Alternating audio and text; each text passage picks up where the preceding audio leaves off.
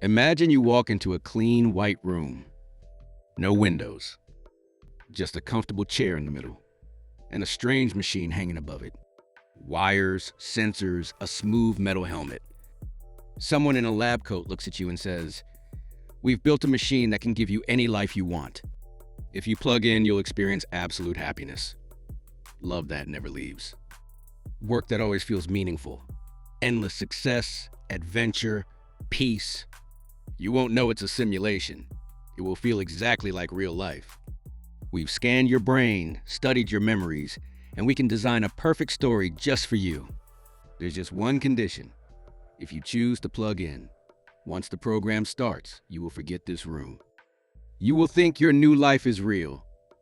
You can stay in that life for decades, until you die. If you choose not to plug in, you walk out that door right now and go back to your real life, with all its uncertainty, pain, boredom, and risk. No second chances. So what do you choose? Stop for a moment and answer that honestly. Would you plug in? This is not a sci-fi movie pitch. This is a real thought experiment created by philosopher Robert Nozick in the 1970s. He called it the experience machine. He was testing a simple idea. If all that matters is feeling good, if pleasure is the highest good, then you should plug in. A machine that can maximize pleasure would be the best possible life. That's the core of a view called hedonism, the idea that well-being is just about experiences of pleasure and the absence of pain. Nozick's question is, if that's true, why do so many of us instinctively say no? When people are asked this, most of them do refuse the machine. They say things like, "I want my life to be real. I want to actually do things, not just feel like I did them. I want my relationships to be with real people, not code." Nozick argued that this reveals something important. We want more than just pleasant experiences. We care about actually doing, actually being, and actually connecting with the real world. He gave 3 reasons. First, we don't just want the experience of doing things. We want to actually do them. It's not the same to feel like you wrote a book as actually struggling, learning, and writing that book in reality. Second, we want to be a certain kind of person. Brave, kind, loyal, honest. Floating in a tank fed fake experiences, Nozick said. You become an indeterminate blob. You don't really are those things. Third, we want contact with reality itself. Something beyond a human-made illusion. Even if the illusion feels good, there's a part of us that wants to be anchored in what is actually there. So this is the core dilemma of the experience machine. Will you choose a perfectly pleasant fake life or a risky, imperfect real one? Most of us say we want the real one. And here's where things get interesting. Modern psychology backs up the idea that pleasure alone isn't enough. Researchers like Martin Seligman have argued that happiness isn't just about positive feelings. A deeply satisfying life usually involves pleasure, engagement, and meaning. And engagement and meaning often matter more than pleasure alone.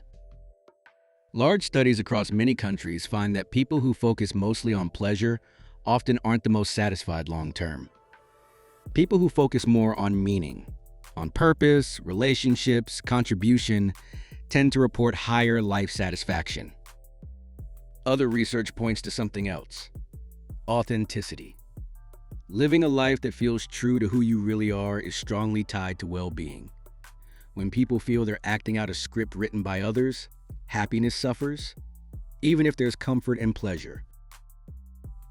So when you say, "I wouldn't plug in," you might be defending 3 things at once. Real doing, real being, real connection. But, like all good dilemmas, this one has pushback. Some philosophers and psychologists argue that our reaction to the experience machine might be biased. They point to something called status quo bias, our tendency to prefer what we already have. If your default is real life, of course, plugging into a weird machine feels wrong. Imagine the story flipped. You wake up in a white room. Someone tells you, everything you remember, your childhood, your friends, your job, has actually been an experience machine program you chose years ago. Right now, we've just paused it for a routine check-in. If you want, we can unplug you.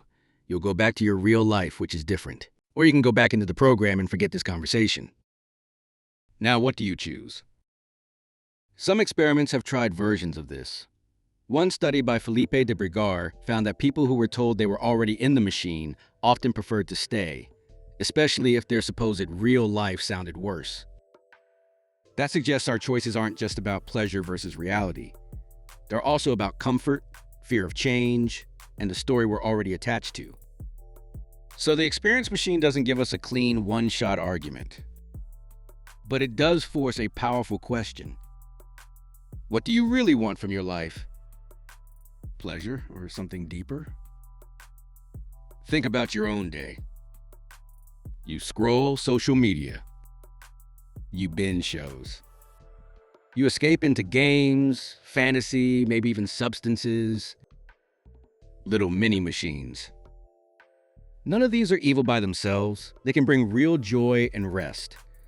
But if you zoom out, you might notice that some parts of your life already function like a soft version of the experience machine, promising quick feelings without much reality, growth, or risk. And this is where the thought experiment becomes personal. It's not just about a sci-fi tank. It's about your relationship with comfort. Ask yourself, if I could press a button right now and feel perfectly happy, but none of my goals were real, none of my relationships were real, and none of my growth was real, would I press it? Most people would hesitate. We want to feel good, yes. But we also want to matter. We want our choices to count outside our own head. So let's turn this into something practical.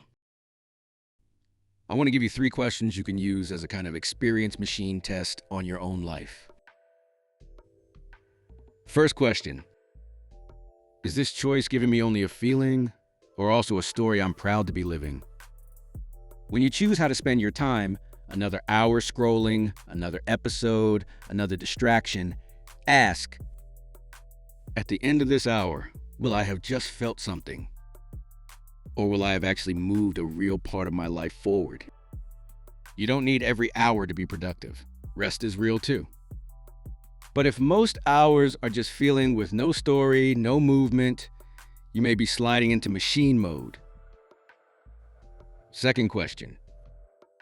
Am I acting like the main thing that matters is comfort or truth? Sometimes the truth hurts. That project you've been avoiding. That relationship that needs a hard conversation. That habit that's quietly controlling you. The experience machine is comfort without truth. It's pleasure with all the sharp edges sanded off. The more your life becomes about avoiding discomfort, the more attractive a fake world starts to look, even if you never plug into an actual machine. So notice where you might be choosing pleasant lie over painful truth. That's your personal experience machine. Third question. Would my future self thank me for this if they remembered everything? Remember, in Nozick's version, if you plug in, you forget. You don't get to look back and evaluate. But you, right now, still can. Imagine a version of you 5 years from now who remembers every choice you're making today. Would they say, I'm glad you chased what was real, even when it was hard? Or would they say, you traded reality for short-term comfort, and now I'm paying the price? That's not a guilt question, it's a clarity question. You could think of the experience machine as a warning sign about a deep temptation. The temptation to quietly trade reality for a good-feeling story. We see this everywhere. In people who build perfect lives on Instagram while falling apart offline. In communities that prefer easy answers over the messy truth. In ourselves, when we'd rather fantasize about a different future than take one awkward, imperfect step today. What Nozick was really asking is this. If we stripped away all the noise, all the pressure, all the expectations, do you want your life to be about feeling good? Or about being real, even when that hurts? And modern psychology adds a twist. The crazy thing is, over the long run, chasing what's real, meaning growth, authenticity, often leads to a deeper, more stable kind of happiness than chasing pleasure directly. It's like happiness is shy. When you grab at it head on, it slips away. When you aim at purpose, truth, and honest relationships, happiness quietly walks alongside you. So maybe the real lesson of the experience machine is this. You don't actually want to live in a tank. You want to live in a story that costs you something, because that cost proves it's real. You want your love to be for real people who can disappoint you. You want your courage to be tested by real fear. You want your success and your failures to be grounded in a world that exists whether you're smiling or not. So here's the invitation. Don't wait for a lab coat and a helmet. Look at the machines you already have. Your phone, your feeds, your fantasies, your escapes. And ask, honestly, where am I tempted to trade reality for a feeling? Where am I letting comfort quietly erase my courage? Where could I step a little closer to truth, even if it hurts now, because I know my future self will be grateful?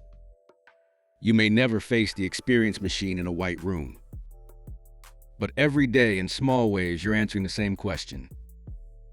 Do I want my life to feel good, or do I want it to be real? And the more often you choose real, the more you become the kind of person who wouldn't need a machine. Because your actual life, messy as it is starting to feel like a story worth staying awake for.